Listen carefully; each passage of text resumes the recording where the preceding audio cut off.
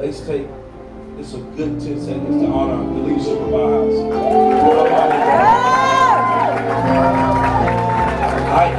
I'm one of the jewels of your crown. I wear the garments and the signet of our house. I am a son, naturally and physically. I take all. I want to be in the wheel. But before I do anything, before we do anything, he said, enter his courts with thanksgiving, enter his courts with praise. He said, when he be lifted up, he shall draw all men unto him. Let us take a good 30 seconds just to reverence the name of Jesus. Stand with me, honor the King. If you honor him, if you lift him, he'll draw. God, we lift you. God, we magnify you. God, we thank you for who you are. God, it's in you we live, we would have our being. And by you, God, we exist and consist by you. And we're grateful. We're humbled by your presence. We're honored by your presence.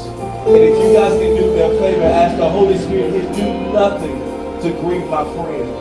Because by him, the Holy Spirit raised Jesus from the dead. The Holy Spirit was the one who conceived Jesus. The Holy Spirit was the one that gave the power to do what Jesus did. If we honor him in this moment, you'll get exactly what you need. God, as I speak, as I come before you, God, let me decrease. As you increase, let them see you and not me, God. Let them hear a rhema word. Let them hear a logos word. Let them hear a revelation that will change their life. Let every word they receive out me, God, let the meditations of my heart, God, be simple and thy sight. Oh Lord, my strength and my redeemer. That the people is blessed. There's just none of me, it's all of you, God. If you don't do it, I can't. God, if you don't speak it, I won't. God, if you don't lead me, I won't follow. But by you, God, I move and I flow by your instructions. This is as we pray in Jesus' name. But just to give you a backstory, I love Joseph. He's interesting.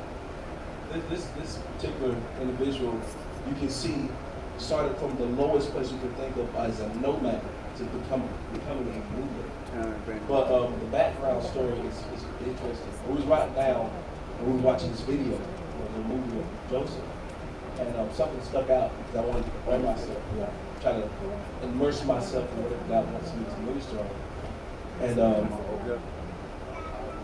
everybody knows the story about Esau and Jacob. Esau and Jacob, they were twins. And Jacob, Pastor preached last week about that, or either administrative, either way it goes. But about the blessing, and it was supposed to be Esau that got the blessing, but he gave up his birthright. He gave it up. And one thing that's going to be talked about in this message is about compromise. And one thing about compromising, at the end of the journey of compromising, you won't recognize yourself. But to remain integral and remain moral, that at the end of all choices, at the end of your days, you will recognize I am who I am, and I am my purpose. But when you compromise and you change your morality, you change your standards, and you change what you will accept and what you won't do, at the end of it, you won't recognize yourself. You'll look in the mirror and say, who's this person? And you won't identify. But there's a word for you guys today. This message, just to give you an overview, is for the ones that are in the process. This message is for people who are in pain and they need to understand. This message is when you're close. This message is for people that are close to a promise. Just to encourage you guys, don't quit. Because the Bible says, weeping may endure for a night, but joy comes in the morning light. The funny thing about it, the Bible describes it as a moment. A moment, a night, a moment. It's the difference between a moment and a season. And then a lifestyle, there's a difference. And it's all about the measurement of that time. There's situations in life that you have, it's not meant for you to be there forever. It's meant for you to process it. It's meant for you to work through it. It's meant for you to come out of it. It's not meant for you to wallow in it and make it who you are. But I'll take my time. I got about 22 minutes, so I won't be before you long. But Jacob, I don't know if you know, that's Joseph's father. Jacob was the one who got the blessing.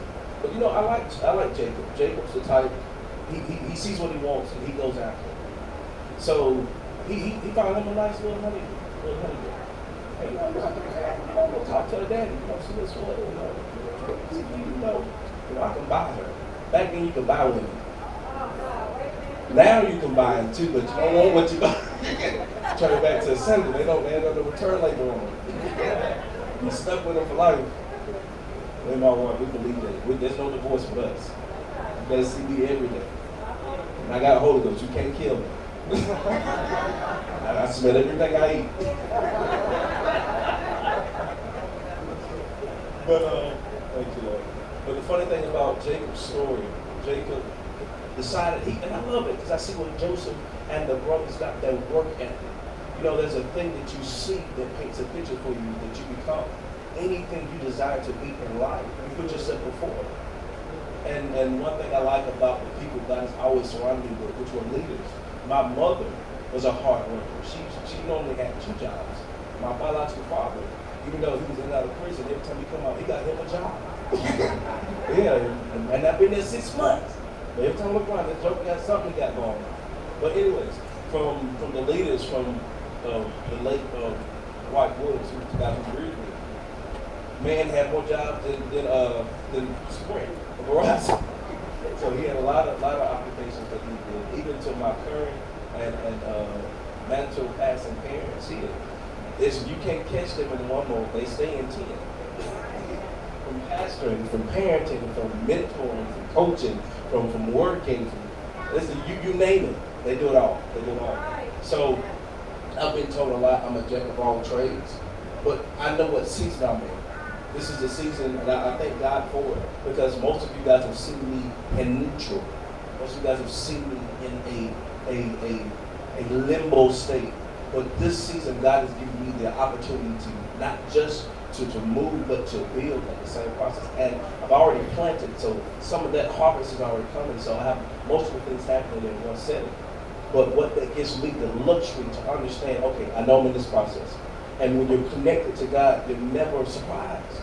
You will always be aware. I believe it. I'm a stand up. I believe it. But to the mindset that I'm not trying to be in the worst, because that's not, I know when God puts an urgency in me, you can't stop me when I got my mindset to do something. But that's me. My parents told me years ago, they said, he's resourceful, he won't do something. He'll get it done. Well, that's right. But to focus that and put it in proper perspective, that when you move with a purpose. The Lord has allowed me to go back to school. And I'm grateful. You clap for me. God, I'm going to get back to him. Yes, I'm happy about it. My first class, I think I did it with like a 97, 98. And one class I didn't even have to take because the college transfer came in. Faculty loved me. I was like I'm going to overachiever. And I see what motivates me. I'm excited.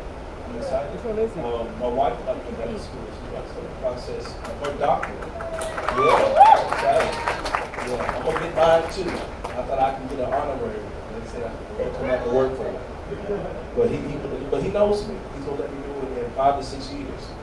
And I'm grateful for that. Matter of fact, I'm on track to have my master's in 3 years and 3 months.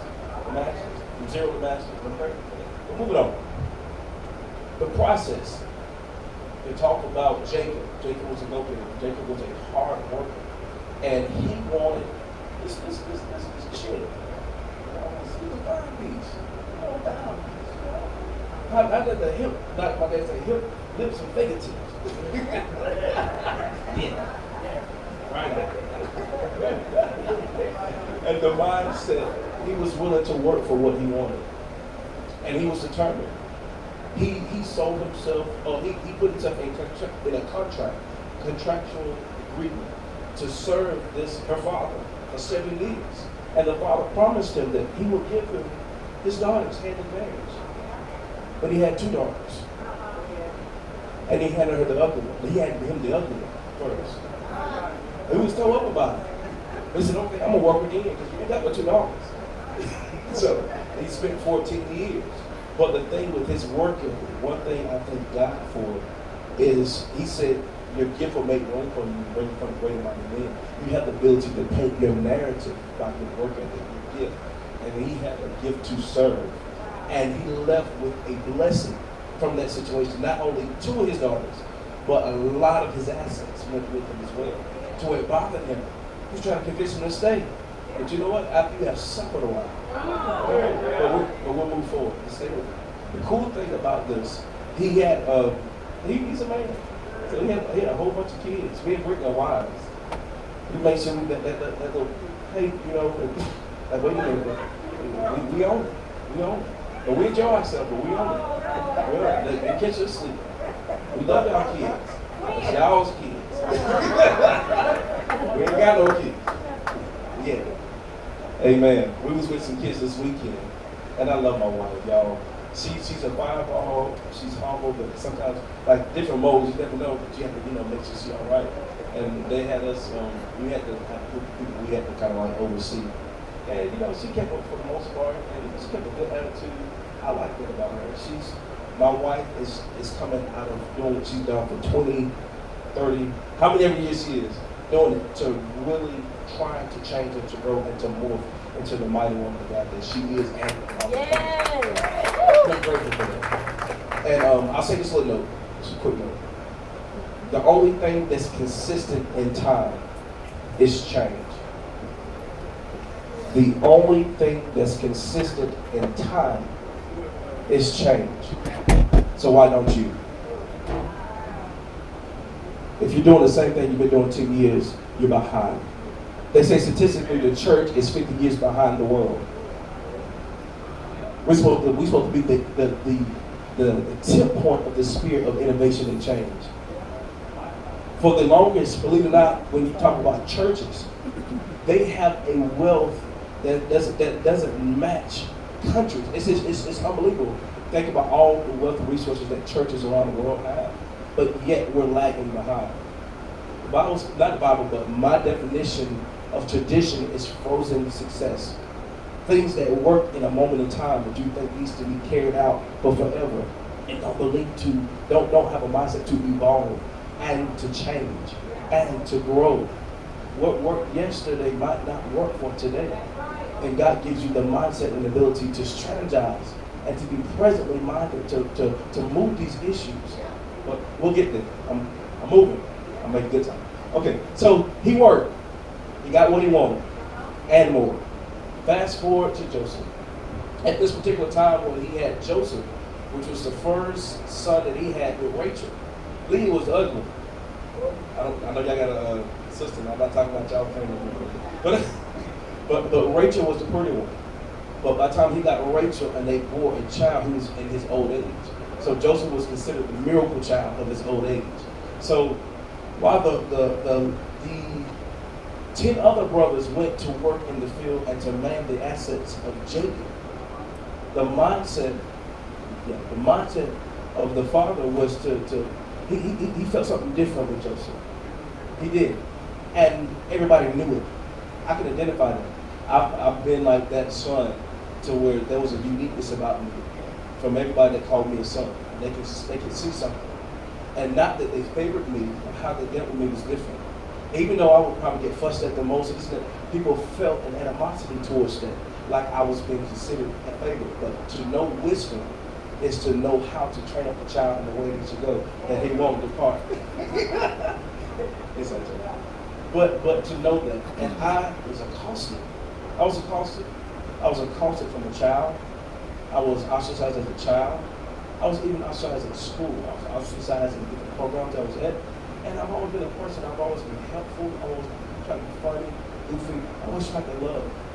And it was always met with opposition and discouragement. And even to the point to where there was times to consider, I'm gonna be mean too. I'm gonna do them exactly how they do me, how to go works. Yeah, I know how to get people going. But the mindset of this favoritism, Jacob took Joseph in, he gave him this wealthy piece of item clothing that identified him in that favoritism that the father bestowed upon him. And that was called clothing colors.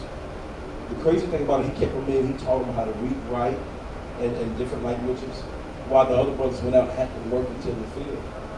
And that made it even worse. It got to the point that just the love, I feel like the love stirred up the gift.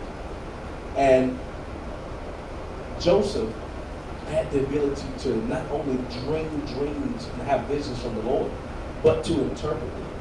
If anybody are scholars in the Bible, to see dreams and visions is a gift. but to interpret them is another dream. He had the ability to dream them and see them and receive them, also interpret them. And those things had shown that they were true and accurate. So that made it even worse. Not only that he was gifted, not only that he was smart, not only that he was favored, but this the blessing of the Lord made him, what's the word? It. Let's call it, he's the it. And it bothered him. And I wouldn't even go too far to say that maybe there was a seed of arrogance in there. He might have been arrogant possibly. Because I think anything that God does is for a purpose. And if Joseph was sold into slavery and had to be put in jail, I think that was a humility test. To produce something. To produce something. Well, we'll get there. Passover, let me get them notes. So they saw them. And they decided to get rid of their particular issue that they see. Joseph was an issue. It was an issue for the brothers. It brought so much strife with the family. They decided to send him into slavery. Now I want to say this. This is my disclaimer. I don't believe it's right to do people wrong because I believe the word of God. But I do believe it's up to us what we do after it's done. And how we handle it. They say you turn lemon into a lemonade stand. Give me lemons, let me make a company. It's how you adapt. There's a difference with Joseph in the beginning and throughout his whole life. He was an adapter instead of a complainer. The Bible speaks about it. It says the Bible says God don't want you to complain or to murmur. But the way you can do that and combat that is always be grateful. If somebody else worse than you, keep that at the forefront of your mind. Okay, I won't complain. I'll figure out how to make the best of the situation. And if you learn the proper steps to honor what's put before you, you can get the best from it. God has designed it that way. Whatever you honor, you get to reap the benefits of it. And when you dishonor it, you shut out the bowels of it, of what you can get from it. So the cool thing about the pain, let's go ahead and write that down. So the message is process, pain, purpose, promise. Pain is a tool used of the Father to bring about humility and understanding. That's a note taker right there. Pain is a tool of the Father to bring about humility and understanding. There's something God wants you to see. And Pastor said this to me years ago. It's always set with me. The lowest place, the wealthiest place of a river is its lowest place, the bank of the river. The wealthiest place of a river is the lowest place of the river. Humility is the same way. The way up is down. The more humble you are, the more doors will open for you, the more people will be willing to work with you, the more you'll be able to accomplish, the more God will honor you. He said, they that debase themselves shall be exalted, and them that exalt themselves shall be abased. Abased means to be brought low. You don't want that to bring you low. Stay low. Keep your face on the ground. Take everything don't take it for granted. Honor. Moving on. So pain. Sold into slavery. I can imagine, and this is our church is a church that deal with counseling and mental stability. To have your family not just reject you, ostracize you, abuse you, but to sell you, to abandon you. Just imagine what he had to go through to come out of that same process. To go past that mindset that, okay, I know I wasn't wanted. Oh God, I know I wasn't wanted. But I know I'm good. I know I wasn't wanted, but I know I made good strides. I know I helped. I know I loved. I know I was good to them. I know they need me. To deal with being ostracized or be sold. I was telling my wife, and I said jokingly, we're mindful of our words. I said, you need to stay close to me. They still sell people into sex slaves. And I know my wife has some wealthy assets that can yield me a great gain. But music turned out. I know there's some people in the room. I'm my mouth. The pastor preached a message a long time ago. He said, cut it up and cover it up. He said, no, cut it off and cover it up. He said, be mindful of your brother. That make sure they don't stumble. So we don't want to see what city Cleveland, Ohio got to offer. I'm back in my message. But now, from pain comes purpose. I wrote some notes for you guys. And these notes are probably like 3 weeks old. This is good. Thank you, Lord. I won't be that one until later. The key thing is to understand the process where you are in your life. To consume yourself with understanding you and where you are. That you become more effective. So there's different seasons. I'll give you a few, there's probably more. But there's a time to build, there's a time to tear down, there's a time to plant, there's a time to uproot. There is a thing called a winter season, fall season. It's so as it is in the natural, it is parallel to the spirit. There's a time to where you can't plant anything. And there's a time to where you can get a great harvest. But you know what? I love this. This is one of my favorite scriptures. My close people who don't know this. Psalms 1 says this. We should be like a tree planted by the rivers of water that bear fruit in its season, to where its leaves won't wither, and whatsoever you do will prosper. I like that because I dive deep into it. If it withers, we know the season that it's in. It's a summer season. It's winter season. A winter season. But there's a place in God as you are planted by the rivers of water, to where your leaves won't wither. So every season is harvest time. Every season you have planted in and out of season. So you always have something coming in. Joseph, in the story, Joseph had a dream while he was in jail. His gift got him out of jail. His gift got him into slavery, got him out of that gift got all kind of capacity there. To where he had a dream. The Pharaoh had a dream. And he had a dream that he saw like 7 fat calves, I think it was, if I'm not mistaken. And then those same calves that looked healthy, next thing you know, they were dead. Something of that nature. And the way this dream was interpreted, there was 7 years of abundance that was about to hit the land. And then there was going to be 7 years of famine, struggle, and starvation. And how Joseph was able to interpret that saved them to be able to store up for the winter. I believe this season is a season to plant, because it's a season and time to be able to reap what you sow quickly. This is a celebration of God. He said he shortens the time for the elect's sake, that no man be deceived. This is a season and a time to plant that you can reap fast, because there's a need for you in the field. He said the work is plenty, but the laborers are few.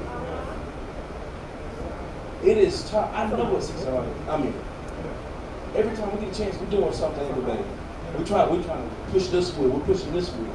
We're getting this done, we're getting that done. Because there will come a time, the older you is looking back in time at your now, wanting you to prepare yourself.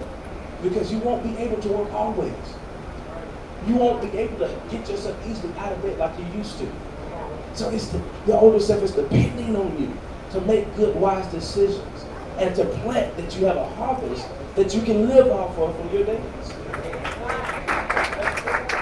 Joseph was able to save his area from that famine. He created a system. I believe God gives us systems. And I'm going to say this for you. This is one of my notes.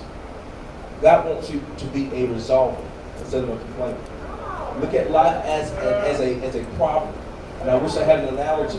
I'm a mathematician. I love math. I love money. I love math. Oh, I don't love money. I understand money. I understand money. Look, I give it away too much to say I love it. but think of the variable. Think of, like, say if we had 90 plus X equals 120.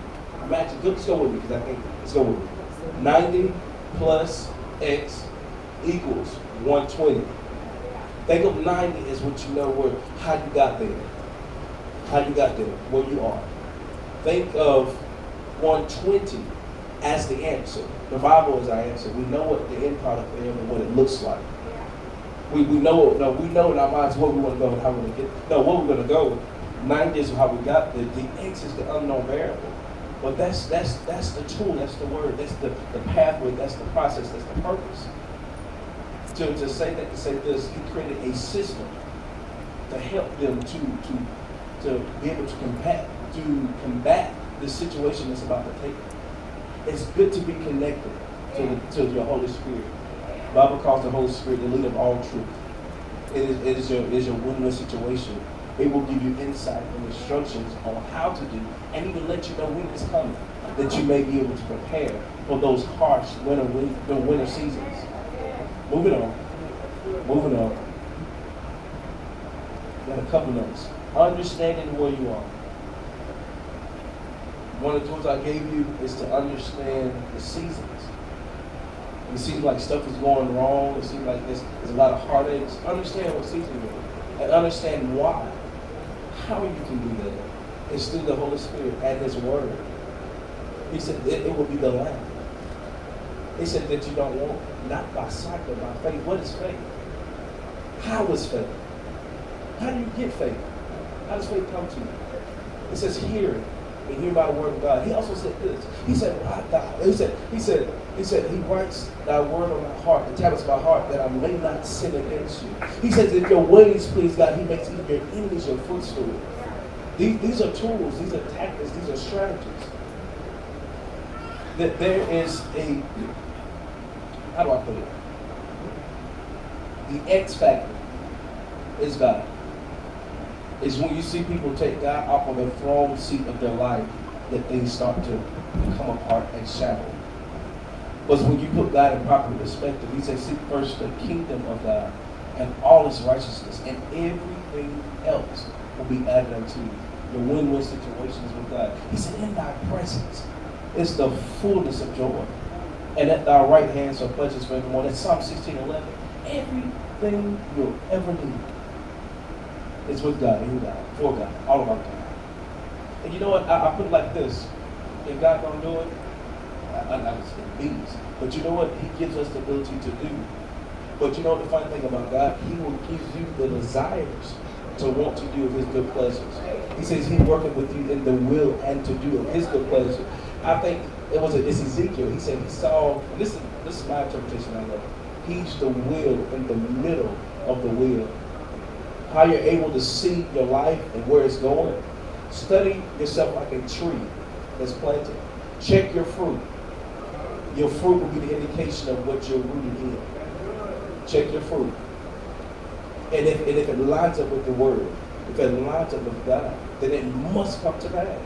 He's faithful. God could not be God if His Word if His Word was faulty, if His Word didn't hold weight.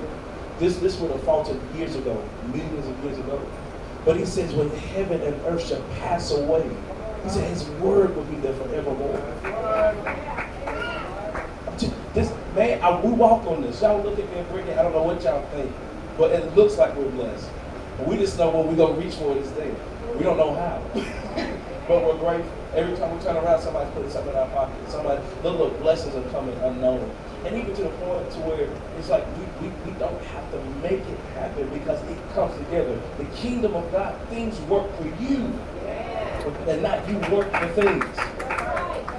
I chase Jesus. And it's like this.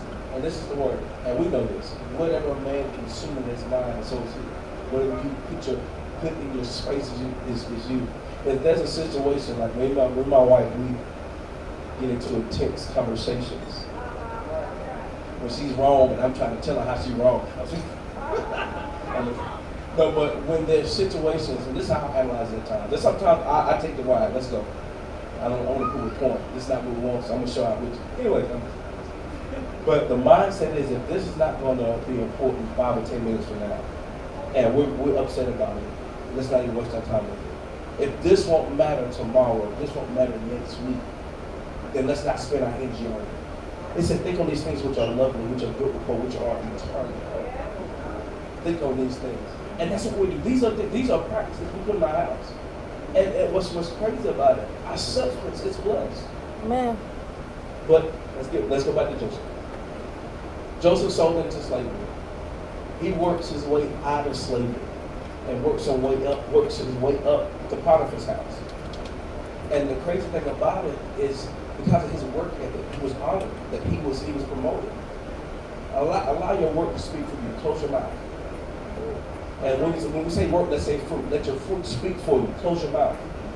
That's a hard lesson I had to learn. I will be in meetings and some people done me wrong. And I think the pastor will let me say something about it. This, that, the third. He said, don't say nothing. I said, what? Oh! I'm going to be free. Y'all let me be free? And I don't say it like that. I'm like my mama Catholic. All kind of MFs. I'm just listening. Mother friends. Super friends. Mother friends. My friend. Oh, my friend. Oh, MF. Oh, my brother. Oh, yeah. But you know what? God knows how to make the tongue of their mouth cleave to the roof. Make their tongue cleave to the roof of their mouth. He knows how to make their tongues cleave to the roof of their mouth. He knows how to make the ones that talk about you be the ones that bless you and open up the door. I'm going to tell you something about God. God is so wise. If you work the fruit will work for you. He said tongues will cease and prophecy will fail. He said, but love will never fail. And then I challenge people, because love, we know what it is, because it gives a definition. Love is patient. Love is kind. That was the saying I have. Be sweet to me. Be sweet to me. Yeah. But to understand it, and it will work for you. And you know what? The Bible says, "Guard your heart with all diligence, for out of it flows the issues of life." Amen. For all you guys that have been offended, all you guys have been hurt by your pain and your purpose, let's work on that. Let's work on that. Don't be afraid to come with some counseling. From your leaders. Don't be afraid to want to work out those issues, your own salvation, with fear and trembling. Because the enemy's after your soul, but God is trying to save it. We know the soul is where you hold your emotions, the issues of life. And out of it bears fruit. I can tell when a person is hurt. I can see the fruit that's on their tree. I can tell when a person has a relationship with God. I can see that love fruit. I can see that patience. I can see that meekness. I can see that. You can tell it. And I know it's not easy, but it's not hard. It's what you make it. It is what you make it. Moving on, because I'm wrapping up. So he moves from his purpose. He was brought up to the high esteem, put on garments. He was somebody. And you know what? When you're going to a place of promotion, look around the corner for accusations. Look to be accused, falsely accused. He was put in. He got out of slavery into a place of leadership. Now he's put into another bondage situation. But you know what? God is working in you the will to do his good pleasure. But he's giving you the ability to do it through you. His gift made room for him. And he was able with his gift to come out of that. So much so till he got to a place so high up that he was second in command. So when famine hit his family, the ones who sold him into slavery, the one who ostracized him, they had to come with all humility and sincerity for a need. And because God worked humility in him, he was able to do it willingly, with excitement and joy, and it not take nothing from him. Think about it. If somebody did you wrong, picture it. Picture that person or them people, and if they were to come to you now, needing $20. No, let's go for it. $50, $100. Does your heart cringe? Do it grab you? Do you start cussing like, oh, like now? What goes through your mind? My wife has seen me at times, and I'm not perfect, and I'm strategic with my seed, or our seed, excuse me. Our seed. And she'll see me bless people that have done me wrong. She'll see me go out of my way to assist them. And I don't do it for them. I don't even do it. Well, I do it for me too. I do it that God sees it. And secret that he can reward me openly. So when I need forgiveness, when I need mercy, that I've extended it myself. So he went from that pain through his process of purpose to identifying what he was good at and what God has called him to his promise. The whole purpose of his testimony, my testimony, your testimony, everything we go in life is bigger than you. The vision God has placed for you and what you see for yourself doing, if it's big enough for you to be able to do it by yourself, it's not given by God. I'll say that. I'll stand on that. Because any vision God gives you has to far exceed it. You want to need help. It's purpose that way. God has designed the body to function and flow together. How Kellen and I met, and we met, it was in the basis of building, well, his gifting and my gifting coming together to facilitate a need. And it spawned something. And conversations were had. Ideas was exchanged. And one cool thing about it is when you get two people that have a entwined destiny, purpose is birth, and a bond is birth. And I'm excited. I was telling Kellen a long time ago. I said, bro, this could be big. This could be big. I said it's gonna cause you to have to build, and then be so much on it. Even now, he can't take on any more clients because this vision is becoming bigger than what people imagine. And what it's gonna do, he don't know, but there's something the Lord shared with me concerning him that he's gonna have to put a team together because we have to keep pushing regardless if it's too big for you. You have to expand. But purpose, passion, the promise is for a reason, but it's not for self-gain or lucre. It's to bless somebody else. I believe God took Joseph out of his family, using circumstance and situation to put him in a place that not only he can bless his family, but all other families. Look at your life. Look at the things that you're going through right now. Look at the things that you struggle with the most. Pastor said the other day, that will be one of the greatest tools of power God will use. This story I identify with the most because I've been ostracized. I've been that one that I believe I was gifted. I was called, felt like I was favored. And I wouldn't call myself arrogant, or maybe somebody else, I don't know. But I knew as I came to God that I wanted to work on my honor, my humility, and my work ethic. That when God released it, that I would be a good steward over it. That my integrity would be intact, that I don't make compromises that will cost me later. And it's what character is what you do properly when no one's looking. Integrity is keeping your promise to yourself. Check those areas, and let's become something that's bigger than all of this. I bid you Godspeed.